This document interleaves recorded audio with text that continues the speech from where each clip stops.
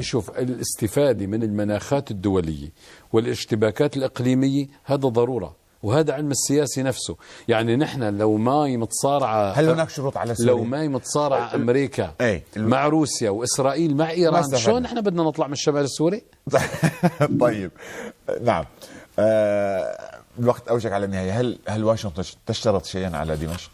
يعني ذكرتها وتسربت كثير، قضية مكافحة الإرهاب، قضية المقاتلين الأجانب، قضية ما يسمى إسرائيل، الاتفاقيات. بدي أقول لك رأيي الصريح، التطبيع ممنوع علينا، حتى إذا العرب والمسلمين بدهم يطبعوا ممنوع على السوريين. التطبيع نهاية إسرائيل، نهاية إسرائيل من الوجود. يا أخي إسرائيل موجودة في هالمنطقة لضرب نهضة هالمنطقة. طيب، وتحويلها دائما لازم تكون دولة عدوية. عندما بتكون دولة صديقة إيش يضل لها قيمة وإيش يضل لها وجود في المنطقة؟ طيب، هاي خلاص، فالتطبيع ممنوع.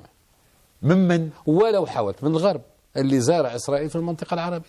يعني لحظة يا شيخ حسن، يعني واشنطن ستمنع، يعني واشنطن ستمنع. نقول لك شغلة، لو صدقت العزيمة وصحت الرواية وأرادت إسرائيل والدول العربية والإسلامية طبع لمنعها الغرب، لأنه بينتهي قصة وجودها في المنطقة. هي 3 ملايين بين 300 مليون نقب، وبالتالي إيش بدها تسوي؟ وبالتالي راح تضل هيك مناوشات وقواعد اشتباك محدودة وموسعة. يعني واشنطن لا تطلب منا أن نذهب للسلام مع إسرائيل. مثل ما قال لك الدكتور أسامة، ما في شيء اسمه واشنطن ونيويورك وكذا، في شركات عالمية مصالحها أنه تبقى المنطقة العربية غير ناهضة، لكن نحن سننهض وفق هذا بالاقتصاد. طيب، ما هو بالسيادة. ما النهوض بالاقتصاد ما هو بالسيادة.